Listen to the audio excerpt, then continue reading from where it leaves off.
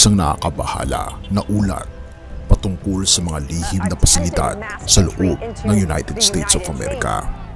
At ano nga ba ang mga lihim na pasilidad na ito at bakit nakakatakot ito para sa mga immigrants na pumapasok sa loob ng Amerika?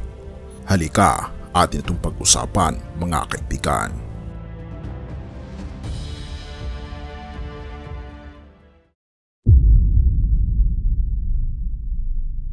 May kasabihan na ang mga teorya ng konspirasyon ay mga spoiler alert na lamang sa loob ng 6 na buwan para sa kung ano ang darating na pangyayari. Walang kahihiyan sa pagtatanong ng mga katanungang ito, kaya narito ang isa para sa iyo. Mahigit sa 30 milyon o pataas ng 43 milyon ang mga ilegal na imigrante ang pumasok sa bansa sa ilalim ng pamamahala ni Biden. Ang federal na gobyerno ay nagtatayo ng malalaking pasilidad na maaaring magpatulog ng libu-libong tao sa buong bansa. Marahil hindi mo pa narinig ang tungkol sa mga pasilidad na ito, hindi ba? Bakit nga ba sila itinatayo? Para kanino ang mga ito? Sa wakas, maaring mayroon na tayong sagot sa pagkakataong ito. Kaya nga naman humawak ka sa iyong kinaupuan at iyong panoorin hanggang sa huli dahil makikita mo sa bandang huli ang nakakagulat na katotohanan ito. Dahil ang katotohanan ang magpapalaya sa iyo. Ang mga pasilidad na ito ay hindi para sa mga ilegal na imigrante. Ayon sa mga datos na nakalap mula sa mga ahente at mga pribadong sektor, lumampas na tayo sa 30 milyon na pumasok sa bansa. Kahit pa sabihin nilang 11 milyon lamang, kitang-kita na ang pagdami ng mga taong pumapasok. Bakit pa sila patuloy na nagtatayo ng mga pasilidad? Para kanino nga ba talaga yung mga ito? At dito papasok ang lihim na pasilidad. Makinig ka. It's not for these illegals, especially let's go off the numbers that they're telling us that there really are. They're saying, what, 11 million? In reality, I can tell you right now, with talking to all of the agents that I've talked to, private sector, looking at the cameras and all the real data, we're over 30 plus million who've actually entered this country. Yep.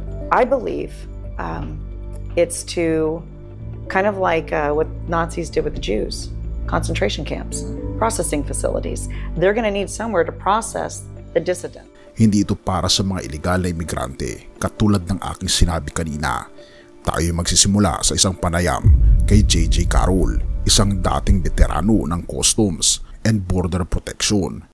Ayon sa kanya, ang mga pasilidad na ito ay para sa mga dissidents. Tama ang narinig mo, para sa mga taong laban sa gobyerno. Maraming Amerikano ang walang kaalaman sa mga nangyayari dahil ito ay itinatago sa kanila. Si Christy Houghton, isang dalubhasa sa federal contracting, ay nagsabi na may mga bid para sa pagtatayo ng mga detention facilities sa lahat ng 50 na estado sa Amerika. Bakit nga ba sila itinatayo? Sino ang pupunuin ng mga ito? Hindi ito para sa mga ilegal na imigrante o mga bata. Sinasabi ng mga datos na maraming ICE facilities ang bakante. Kung titignan natin ang kasaysayan noong mga nakaraang taon, kapag may naaresto na special interest alien o deported felon, hindi sila pinalalaya. Ngunit ngayon, kahit pa sila ay deported felon, sila ay pinalalaya lamang.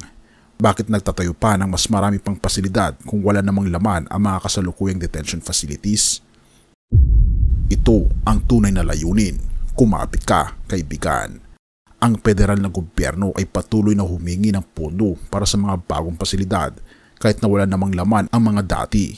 Ang layunin ng mga bagong pasilidad na ito ay para sa mga dissidents, mga taong tumututol sa kagustuhan ng gobyerno, ayaw magpabakuna o nakikilahok sa mga protesta, o ang mga tao na ayos sumunod sa kagustuhan nila, lalong higit na binabanggit sa banal na kasulatan ang patungkol sa nalalapit na Sunday Law, isang batas na kung saan binabanggit sa libro ng Revelation na sa huling kapanahunan kokontrahin ng bansang Amerika ang kautusan ng ating Panginoong Diyos at ipipilit ang batas na hindi sang-ayon sa ating Panginoong Diyos at iipitin sa hindi makakatinda at hindi makakabili ang mga taong hindi sumusunod sa gobyerno, lalong higit ang pagsunod sa tamang araw ng pagsamba, ang araw ng Sabath.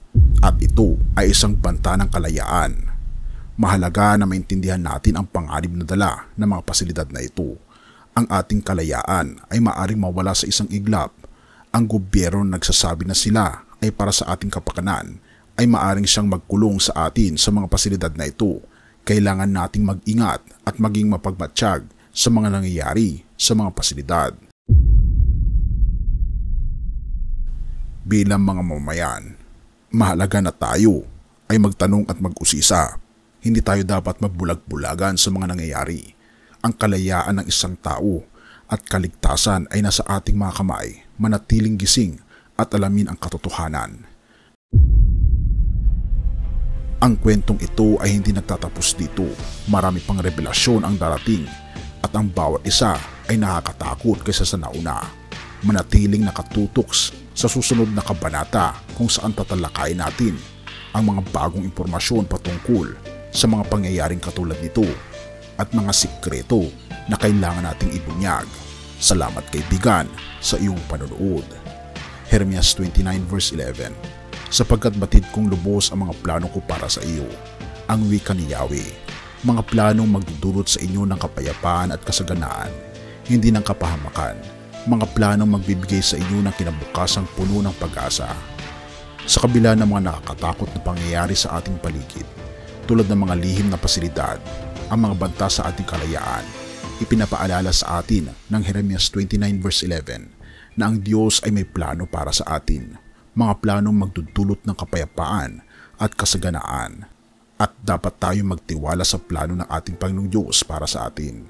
Ang mga balita ng krisis at konspirasyon ay maaaring magdulot ng takot at kawalan ng pag-asa. Ngunit tulad ng ipinangako ng Diyos sa Jeremias 29 verse 11, mayroon siyang magandang plano para sa atin.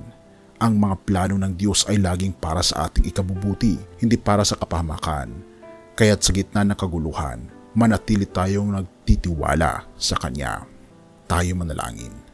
Ama naming Panginoong Diyos, kami po'y lubos na nagpapasalamat sa inyo dahil sa kabila ng mga konspirasyon o mga bagay na mangyayari sa hinaharap, inaasahan po namin ang inyong proteksyon. Inaasahan po namin na kayo po ang magbibigay sa amin ng kaliwanagan, na makita po namin, Panginoon, kung sino ang kailangan naming kapitan, na walang iba kundi kayo po, na siya pong tunay na nagmamahal sa amin.